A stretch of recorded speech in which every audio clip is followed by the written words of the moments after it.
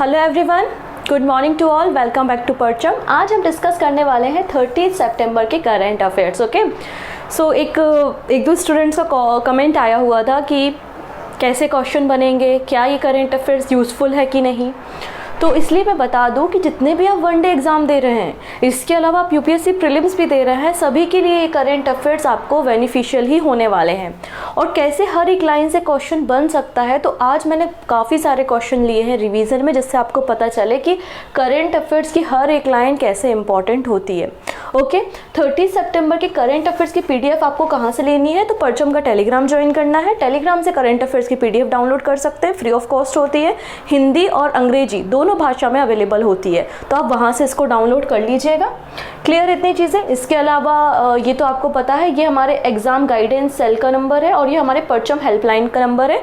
यहाँ पर कॉल करके आप जो भी आपको डाउट होते हैं कि मैगजीन कैसे लेनी है, करंट अफेयर्स की मैगजीन हो गई या फिर मंथली पीडीएफ हो गया, कोर्स के रिगार्डिंग इन्फॉर्मेशन हो गई, तो आप इस नंबर पे कॉल करेंगे। ओके, स्टार्ट कर लेते हैं। सबसे पहले बात करेंगे आज का इम्पॉर्टेंट डे। सो देखिएगा, आज है 30 सितंबर और आज के दिन न्यू दिल्ली में लॉन्च करने वाले हैं प्राइम मिनिस्टर नरेंद्र मोदी संकल्प सप्ताह। पूरे एक हफ्ते, पूरे 1 वीक के कार्यक्रम चलने वाला है, जिसका नाम है संकल्प सप्ताह फॉर द एस्पिरेशनल्स ब्लॉक। अब ये क्या कहानी है, ये ब्लॉक क्या होते हैं, पहले हम इसको थोड़ा सा समझ लेते हैं। ओके, तो यहाँ पर आप देख सकते हैं कि प्राइम मिनिस्टर नरेंद्र मोदी जो है वो संकल्प सप्ताह को इनॉग्रेट करेंगे 30 सितंबर को, मतलब आज के दिन। कहाँ से? न्यू दिल्ली से, नई दिल्ली से प्राइम मिनिस्टर नरेंद्र मोदी संकल्प सप्ताह का उद्घाटन करेंगे। एक हफ्ते का, पूरा एक वीक का ये एस्पिरेशनल ब्लॉक प्रोग्राम है।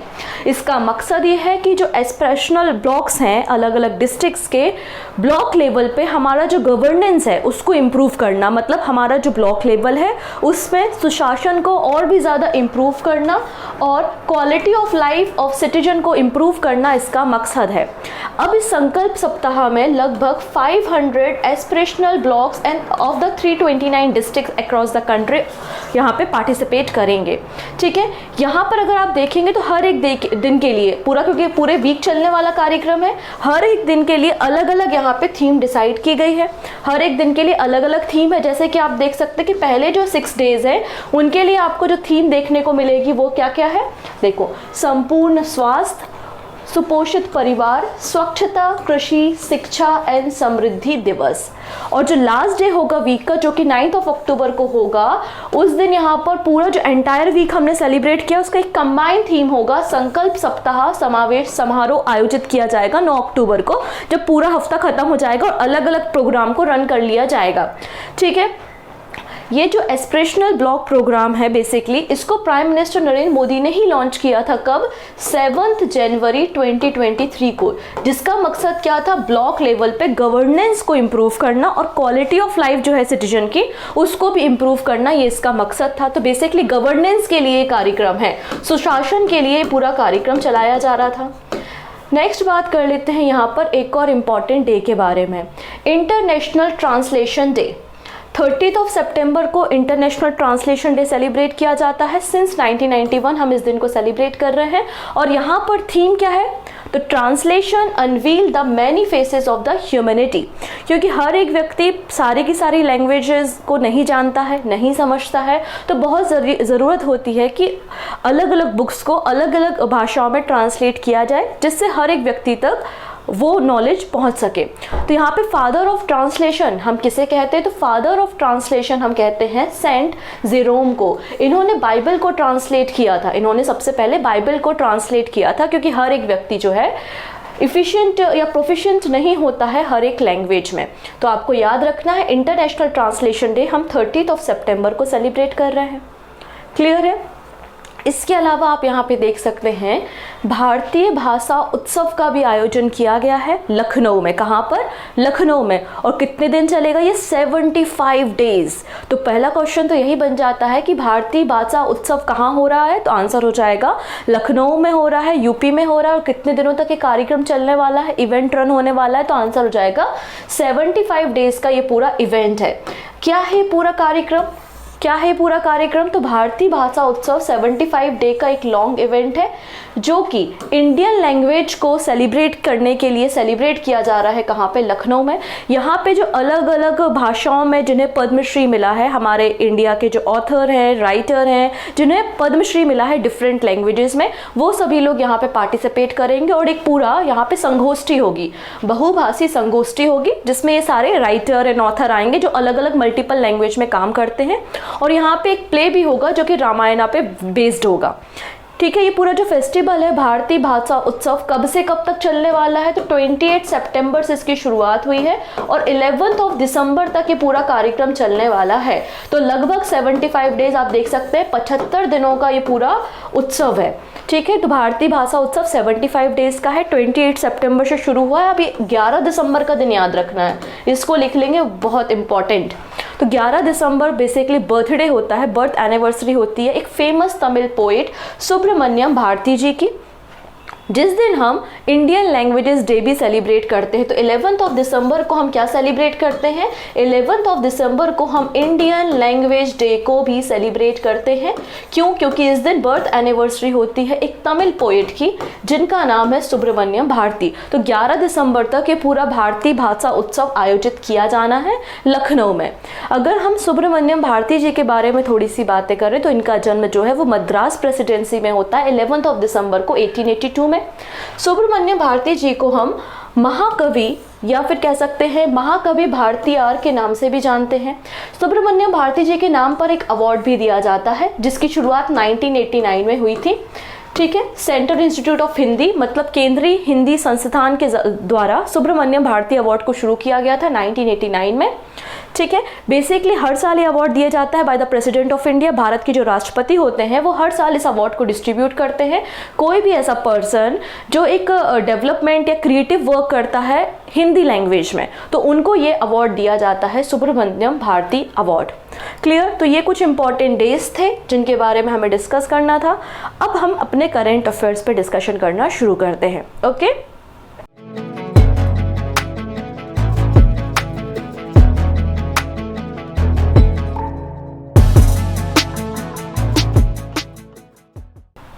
तो सबसे फर्स्ट नंबर पे है कंट्री का पहला कार्टोग्राफी म्यूजियम इनॉग्रेट किया गया है मसूरी में। ठीक है, आप देख सकते हैं यहाँ पर इस पूरा सेरेमनी को आयोजित किया जा रहा है। 28 सितंबर को क्या था? वर्ल्ड टूरिज्म डे था। याद आया? मैंने बताया भी था, वर्ल्ड टूरिज्म डे हमने सेलिब्रेट किया 27 सितंबर को।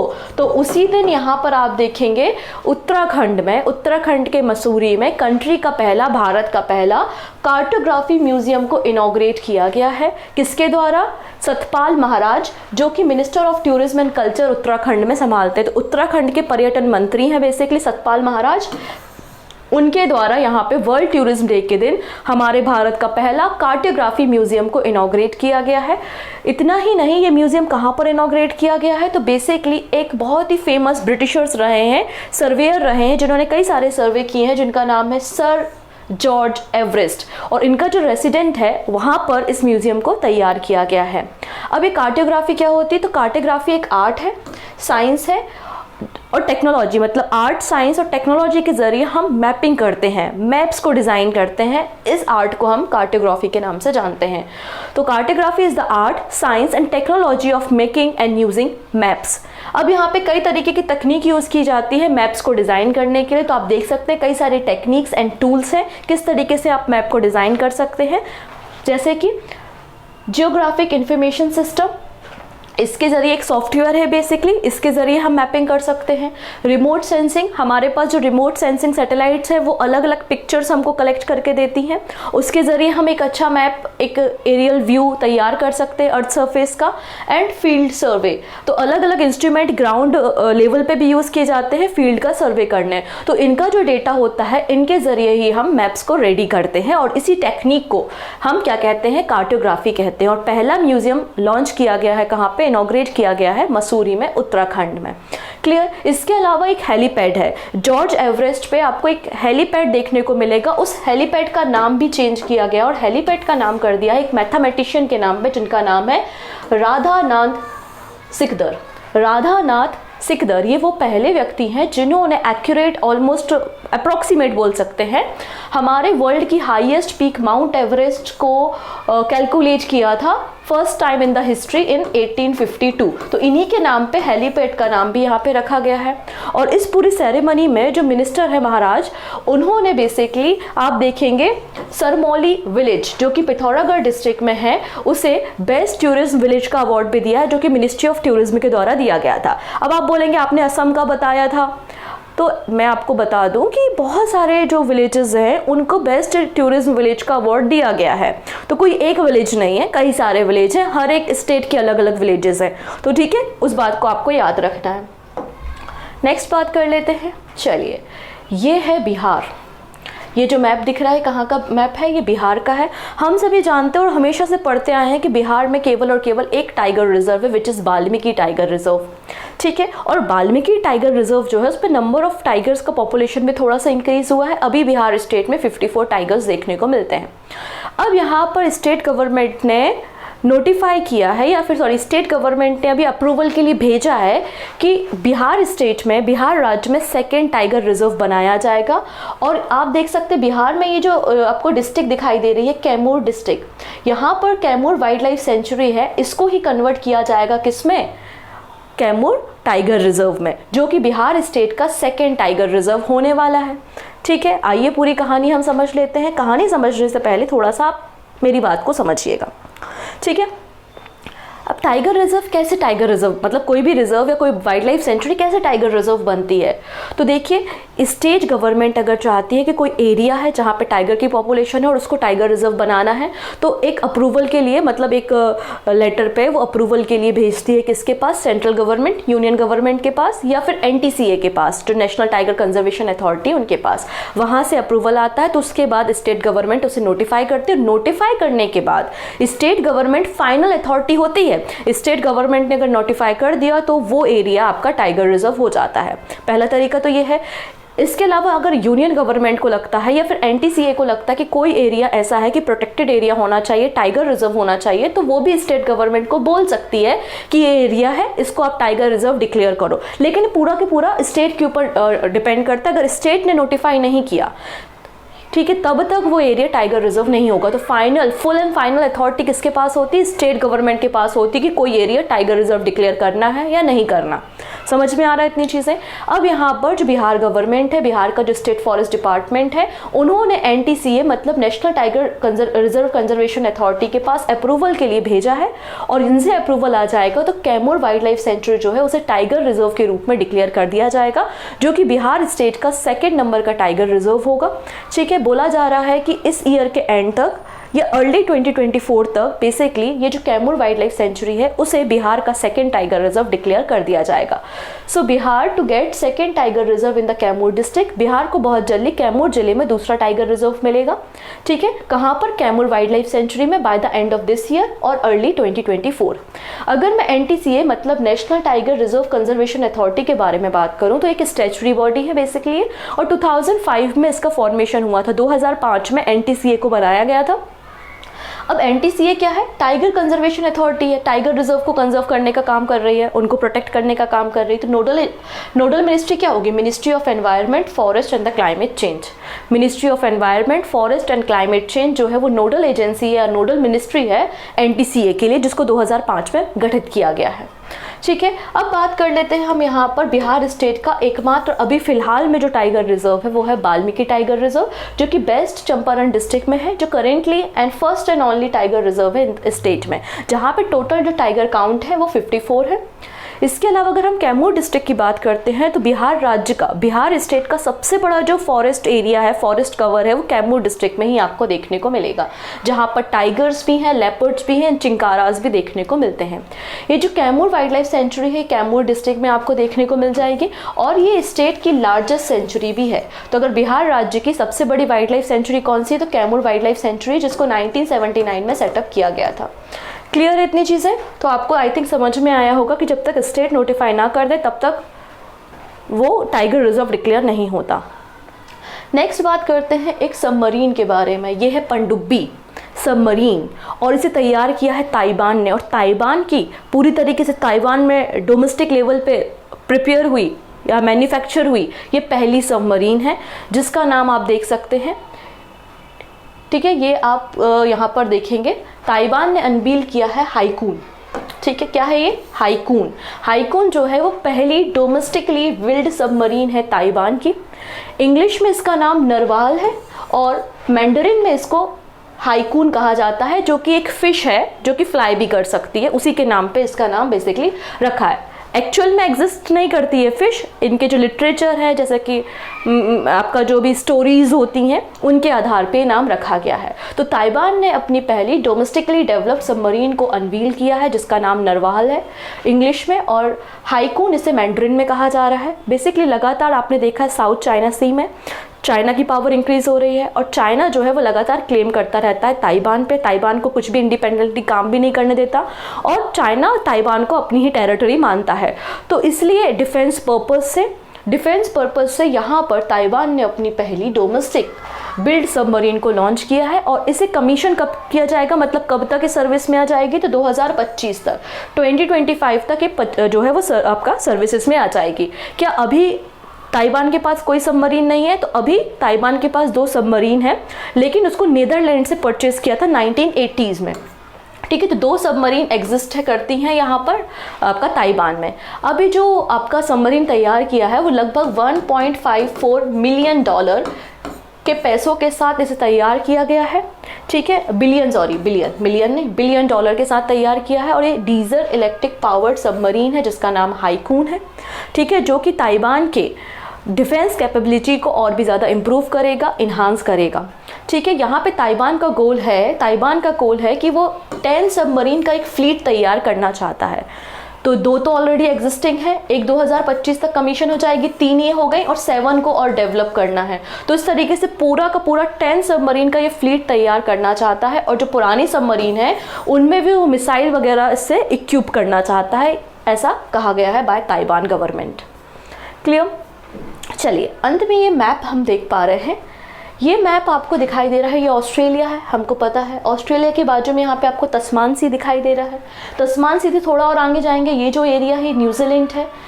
लेकिन न्यूजीलैंड तो कुछ आइलैंड का एरिया है, थोड़ा सा ऊपर पानी के ऊपर हमें दिखाई देता है, लेकिन यहाँ पे जो रिसर्चर्स है, जो जियोलॉजिस्ट है, उनका ये कहना है ये बहुत बड़ा एरिया है, ये बहुत बड़ा एरिया है जिसका साइज़ जो है वो हाफ है ऑस्ट्रेलिया के एरिया का, इतना बड़ा ये पूरा एरिया है। और लेकिन 94% जो ये पूरा एरिया है ना वो पानी में डूबा हुआ है, केवल 5% एरिया ही हमें पानी के ऊपर दिखाई देता है और जिनमें आपको न्यूजीलैंड देखने को मिल जाएगा।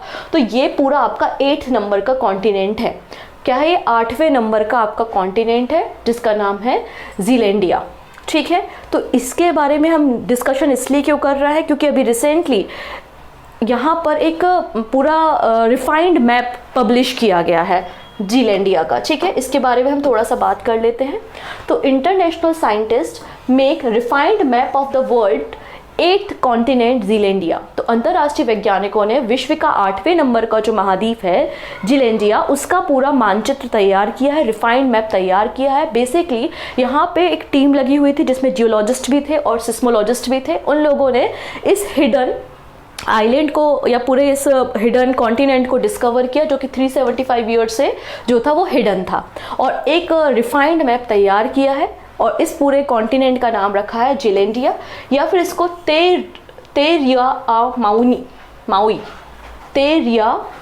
माउई के नाम से जाना जाता है, जो कि 8th कॉन्टिनेंट है पूरे वर्ल्ड का, जो कि कहाँ पर है आपको पैसिफिक ओशियन में देखने को मिलेगा। तो यहाँ पे पूरे टेक्टोनिक स्टडी किया, जो मैग्मा वहाँ पे सेटल हो चुका है, ठंडा हो चुका है, जिससे आइलैंड बना हुआ है, और लगभग 95 एरिया जो सबमर्ज है पैसिफिक ओशियन में, वो पूरी उसकी बाउंड्री का एनालिसिस किया, कहाँ से कहाँ तक ये पूरी प्लेट फैली हुई है। तो इस तरीके से पूरा रिफाइंड मैप यहाँ पर रिसेंटली पब्लिश किया गया है। ठीक है, अब यहाँ पर आप देख सकते हैं ये पूरा आपका जो दिख रहा है न्यूजीलैंड, और ये पूरा आपका पूरा जो कॉन्टिनेंट है आपका जीलैंडिया है, जो कि साउथ पैसिफिक ओशियन में सबमर्ज है, और जिसका पूरा एरिया बताया गया है कि 4.9 मिलियन स्क्वायर किलोमीटर का एरिया है, जिसका साइज जो है वो 6 टाइम ज़्यादा है मेडागास्कर से, और रफली हाफ है ये ऑस्ट्रेलिया का, ये बात भी यहाँ पे बताई गई है। अच्छा, इसको पहली बार ये 8वें नंबर का जो कॉन्टिनेंट हम कह रहे हैं, इसको पहली बार कब किसने डिस्कवर किया था? तो यहाँ पर आप देखेंगे पहले जो इसके एविडेंस मिले हैं वो 1642 में मिले हैं। 1642 में पहली बार यहाँ पर एबल तस्मान जो कि एक डच सेलर थे, वो पहली बार जब डिस्कवरी पे निकले थे और उन्होंने कहा था कि सदर्न हेमीस्फीयर में जो भी कॉन्टिनेंट्स है या आइलैंड्स हैं उनको मैं डिस्कवर करूंगा, तो तब उन्होंने पहली बार इसके एविडेंस या इसके प्रमाण हमको प्रेजेंट किए थे। लेकिन अगर बात करें 2017 में, यहाँ पे पहली बार ये जो ग्रुप ऑफ जियोलॉजिस्ट गया था, तो पहली बार उन्होंने यहाँ पर बोला कि ये जो पूरा एरिया है वो एंशियंट गोंडवाना का ही पार्ट है, और यहाँ पर आप देखोगे जो लगभग 550 मिलियन ईयर्स पुराना है। ये किसका हिस्सा है? तो इन्होंने कहा कि गोंडवाना लैंड का ही हिस्सा है और जो लगभग 550 मिलियन ईयर पुराना है। इतना नहीं, इन्होंने कहा कि ये पहले जैसे कि भारत और अफ्रीका जुड़े हुए थे, फिर इंडियन प्लेट जो है ऊपर की तरफ गई और यूरेशियन प्लेट से टकराई और टेथिस सी से हिमालय निकला, ये हम पढ़ते हैं टेक्टोनिक प्लेट्स में। तो वैसे ही ऑस्ट्रेलिया के साथ ही ये जीलैंड कनेक्टेड था और बाद में ये शिफ्ट हुआ है, ये प्रमाण भी इन्होंने दिए हैं। 94% कॉन्टिनेंट का जो एरिया है वो अंडर वाटर है, ठीक है। और इनका ये भी कहना है कि पहले ऑस्ट्रेलिया और जो आपका न्यूजीलैंड यहाँ थे, आपका अंटार्कटिका से कनेक्टेड थे, फिर ऑस्ट्रेलिया और जीलैंड ऊपर की तरफ गए, फिर ऑस्ट्रेलिया से अलग होकर जीलैंड आगे की तरफ गया, और ये पूरी घटनाएं 80 मिलियन साल पहले हुई हैं, ऐसा रिसर्चर्स का, जियोलॉजिस्ट का कहना है। क्लियर है? चलिए अब बात कर लेते हैं क्रायो के बारे में। CRIIIO, ट्रिपल IO, इसको क्रायो पढ़ेंगे ना, क्रायो फॉर गुड। चलो, इसको यहाँ पे लॉन्च किया गया है और इसको लॉन्च किया गया है ICC, BCCI और यूनिसेफ की मदद से। क्या है ये पूरा प्रोग्राम, आइए हम बात करते हैं। तो हमारे एजुकेशन मिनिस्टर कौन है? एजुकेशन और स्किल डेवलपमेंट मिनिस्टर है हमारे पास श्री धर्मेंद्र प्रधान। उन्होंने recently cryo for good launch किया है। एक ऑनलाइन स्किल लर्निंग प्रोग्राम है। क्या है? एक ऑनलाइन स्किल लर्निंग मॉड्यूल है बेसिकली, जो कि गर्ल्स एंड बॉयज़ के बीच में इक्वलिटी की बात या जेंडर इक्वलिटी की बात करता है और फीमेल्स को इनकरेज करता है स्पोर्ट्स सेक्टर में। इस पूरे ऑनलाइन पोर्टल में आपको 8 क्रिकेट बेस्ड एनिमेशन फिल्म्स को भी देखने को मिलेगा, जहां पे जेंडर इक्वलिटी एंड गर्ल्स को इंकरेज किया है कि वो स्पोर्ट के सेक्टर में आगे आए और पार्टिसिपेशन उनका इंक्रीज हो। इस पूरे प्रोग्राम को तैयार किसने किया है या किसकी मदद से इसको लॉन्च किया है? तो आप देख सकते हैं ICC, international cricket council, UNICEF and board of control for cricket, मतलब BCCI, ICC और यूनिसेफ की मदद से इसको लॉन्च किया गया है, जो कि एम्पावर करता है गर्ल चाइल्ड को और मैसेज स्प्रेड करता है about the gender equality. Clear है इतनी चीज़ें? आइए बात करते हैं। इस पूरे प्रोग्राम को 3 भाषाओं में अभी लॉन्च किया है, हिंदी, इंग्लिश और गुजराती। 3 लैंग्वेज में इसको लॉन्च किया गया है। इसमें 8 मॉड्यूल है जिसकी अलग अलग थीम्स है, जैसे कि leadership, problem solving, team work, goal setting, negotiation, decision making and confidence. अब बात करेंगे यूनिसेफ के बारे में। यूनिसेफ क्या है? यूनिसेफ का मतलब यूनाइटेड नेशन चिल्ड्रंस फंड होता है। 1946 में इसका फॉर्मेशन हुआ था। न्यूयॉर्क USA में इसका हेड ऑफिस भी आपको मिल जाएगा। बेसिकली यूनाइटेड नेशन की ही एक बॉडी है, कह सकते हैं आप, एक एजेंसी है यूनिसेफ, जो कि चिल्ड्रंस एंड मदर्स के डेवलपिंग कंट्रीज़ में चिल्ड्रन और मदर के वेलफेयर के लिए काम करती है, आप ऐसा समझ सकते हैं। अंत में बात करते हैं कुछ शॉर्ट न्यूज़ के बारे में और फिर हम रिवीजन क्वेश्चंस को देखेंगे। आप लोगों ने भी हैरी पॉटर डेफिनेटली देखी होगी। मैंने तो हर एक पार्ट जो है वो 2-3 टाइम्स देखा है। तो one of the my favourite character थे प्रोफेसर डम्बलडोर, जिनका नाम था एक्टर माइकल गैमॉन। इनकी डेथ हो गई है, ठीक है। नेक्स्ट है, रिजर्व बैंक ऑफ इंडिया ने recently Mumbai based Kapol cooperative bank limited का जो लाइसेंस है वो कैंसिल कर दिया है। तो क्वेश्चन कैसा बनेगा कि कपोल कोऑपरेटिव बैंक लिमिटेड कहाँ का बैंक है? तो आंसर हो जाएगा मुंबई का बैंक है। नेक्स्ट बात करते हैं टाटा सन्स ने रिसेंटली वनमाली अग्रवाल को TASL का चेयरमैन बनाया है, ठीक है। अब ये TASL क्या है? तो इसका मतलब हो जाएगा यहाँ पे टाटा एडवांस सिस्टम। नेक्स्ट है, एक जापानीज़ ब्रांड है, भारत में उसकी एंट्री आई थिंक 2019 के आसपास हुई थी, जिसका नाम है यूनिक्लो, जो कि आपका क्लॉथ ब्रांड है और इसकी पहली इंडियन, आप कह सकते हैं इंडिया में इनका पहला जो ब्रांड एम्बेसडर बनी है वो कैटरीना कैफ बनी है।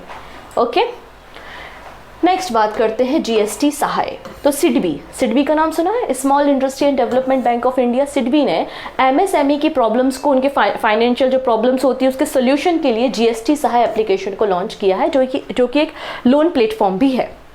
नेक्स्ट बात करते हैं हम यहाँ पर एक लैंग्वेज के बारे में, जो कि सिनो तिब्बतन लैंग्वेज है और जो कि एक्सटेंट हो रही है। तो इसको रिवाइव करने के लिए बेसिकली तोतो शब्द संग्रह डिक्शनरी को रिलीज़ किया जा रहा है। ठीक है, तो तोतो कहाँ की लैंग्वेज है, तो आप कहेंगे तोतो जो है वो सिनो तिब्बतन लैंग्वेज है जो कि एक्सटेंट होने के कगार पे है। नेक्स्ट बात करते हैं, एशियन गेम्स तो चल ही रहे हैं, तो हमेशा हम डेली इनको पढ़ ही रहे हैं न्यूज़ में। तो यहाँ पे पलक गुलिया, इनका एसोसिएशन शूटिंग से है और इन्होंने 10 मीटर पिस्टल इवेंट में वीमेंस कैटेगरी में गोल्ड मेडल जीता है। ईसा सिंह और दिव्या टीएस, इन दोनों का रिलेशन भी सिल्वर से है, इन दोनों का रिलेशन भी शूटिंग से है और इन दोनों ने जो है वो सिल्वर मेडल जीता है टीम इवेंट में। इन्होंने इंडिविजुअल जीता है पलक ने, और इन दोनों ने जो है वो टीम इवेंट में ही सिल्वर मेडल जीता है। ठीक है, नेक्स्ट बात कर लेते हैं वर्ल्ड फेमस पितृपक्ष मेला। तो पितृपक्ष मेला का आयोजन कहाँ किया जाता है, बिहार में किया जाता है, गया सिटी में। ठीक है, पितृपक्ष शुरू हो चुके हैं, तो पितृपक्ष मेले का आयोजन कहाँ किया जाता है, बिहार में किया जाता है। कहाँ पर, गया सिटी में, फल्गु नदी के किनारे।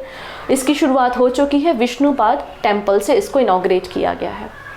नेक्स्ट है, नागालैंड पुलिस के द्वारा एक एप्लीकेशन लॉन्च किया गया है जिसका नाम है मेड इन नागालैंड।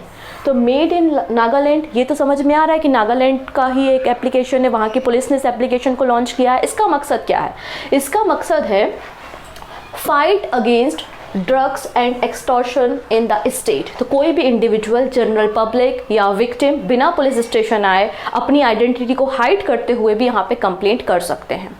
नेक्स्ट है, अभी जो स्वच्छ भारत मिशन ग्रामीण फेज 2 चल रहा है, उसके अंतर्गत उत्तर प्रदेश के जितने भी 95,767 विलेजेस हैं, वो सारे के सारे ODF प्लस स्टेटस इन्होंने अचीव कर लिया है। तो हम कह सकते हैं कि उत्तर प्रदेश गवर्नमेंट के द्वारा 100% ODF प्लस स्टेटस को अचीव कर लिया है।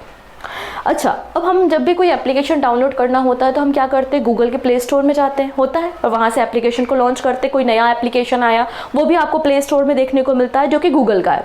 वैसे ही फ़ोन पे भारत का मेड इन इंडिया एक ऐप स्टोर डिज़ाइन कर रहा है जिसका नाम है इंडस ऐप स्टोर। तो इंडस ऐप स्टोर क्या है, तो आंसर हो जाएगा ये made in India app store है, एक डेवलपर प्लेटफॉर्म है जिसको लॉन्च करने के बारे में कौन सोच रहा है, फ़ोन पे इसे तैयार कर रहा है। ठीक है, तो इसका नाम भी आपको याद रखना है। डन। आइए अब देख लेते हैं ढेर सारे क्वेश्चंस। पहला क्वेश्चन देखेंगे, with whom has India launched a joint capacity building initiative. तो यहाँ पर किसकी मदद से इंडिया ने, अभी जो 78 यूनाइटेड नेशन जनरल असेंबली की कॉन्फ्रेंस चल रही थी, वहाँ पे इंडिया ने किसके साथ मिलकर joint capacity building initiative launch किया है, तो आंसर हो जाएगा UN, united nation. Option number C correct हो जाएगा। GST Sahay invoice financing loan platform किसके द्वारा लॉन्च किया है, तो ये जो लोन प्लेटफॉर्म है लॉन्च किया है सिडबी ने। ऑप्शन बी करेक्ट हो जाएगा। ठीक है, नेक्स्ट है, किस इंडियन ने सिल्वर मेडल जीता है वीमेन बुशू में 60 kg कैटेगरी में एशियन गेम्स में, तो कल हमने बताया था आपको रोशी मीना देवी का नाम। ऑप्शन नंबर सी करेक्ट हो जाएगा। नेक्स्ट है, भारतीय भाषा उत्सव प्रोग्राम किस सिटी में ऑर्गेनाइज किया जा रहा है, तो आंसर हो जाएगा यहाँ पे लखनऊ। ऑप्शन डी बिल्कुल करेक्ट है, ये आज ही हमने देखा है। नेक्स्ट बात करते हैं, शिफ्त कौर शमरा, इन्होंने इंडिया में फर्स्ट इंडिविजुअल गोल्ड मेडल जीता है एशियन गेम्स में। ये किस फील्ड से हैं, तो इनकी फील्ड पूछिए तो आंसर हो जाएगा ये शूटिंग से है। ऑप्शन ए करेक्ट है। चलिए इस रिपोर्ट के बारे में देखते हैं जो मैंने आपको कल डिस्कस की थी, इंडिया एजिंग रिपोर्ट 2023। किस एजेंसीज के द्वारा या किन एजेंसीज के द्वारा इसे तैयार किया है, तो मैंने आपको बताया था International Institute for Population Science and United Nation Population Fund, इन दोनों ने मिलकर इस रिपोर्ट को तैयार किया है। तो ऑप्शन ए बिल्कुल करेक्ट है। था ना अच्छा क्वेश्चन। नेक्स्ट बात करते हैं, which of the following state in India has the highest life expectancy for women. सबसे अधिक जो एज है, मतलब या कह सकते हैं कि लाइफ ज़्यादा वीमेंस की किस स्टेट में ऑब्जर्व की गई है, तो केरला। देखो मैंने आपको बताया था कि यहाँ पे जो इंडियन एजिंग रिपोर्ट 2023 रिलीज़ की गई है, इसमें प्रोजेक्ट किया है कि लगातार जो एल्डरी पॉपुलेशन है इंडिया में वो इंक्रीज़ हो रही है और 2050 तक 347 million elderly population, old age population India में होगी, जो कि इंडिया की टोटल पॉपुलेशन का 20% या 20% होगा। अभी भारत में 2022 में 149 मिलियन लोग ऐसे हैं जिनकी एज जो है वो 60 प्लस है, मतलब ओल्डर एज ग्रुप में या सीनियर सिटीजन में आते हैं। अब यहाँ पे इंडिया एजिंग रिपोर्ट में ये बात भी कही गई है कि केरला जो है उसमें हाईएस्ट लाइफ एक्सपेक्टेंसी है वीमेंस की, विच इज 79.3 ईयर्स। ओके, तो ऑप्शन ए करेक्ट है। नेक्स्ट है which of the following is the size of Indian contingent at the Asian games. तो एशियन गेम्स में कितने एथलीट गए हैं भारत की तरफ से पार्टिसिपेट करने, तो 655 ऑप्शन बी करेक्ट हो जाएगा। Which of the following is the target of the psyche mission. अभी जो साइकी मिशन है बेसिकली ये नासा का है। किसका है ये? नासा का है, ठीक है। अभी जो साइकी जो है वो एक एस्ट्रॉइड है जो कि आपका मार्स एंड जुपिटर के बीच में जो एस्ट्रॉइड बेल्ट होता है वहाँ पर ये साइकी आपको देखने को मिलेगा और ये एक मेटेलिक एस्ट्रॉइड है। तो ऑप्शन बी बिल्कुल करेक्ट हो जाएगा कि साइकी मिशन जो है वो कहाँ गया है, तो साइकी एस्ट्रॉइड पे गया है जो कि एक मेटेलिक एस्ट्रॉइड है between the Mars and Jupiter. Option B बिल्कुल करेक्ट है, ठीक है। इतनी चीज़ें।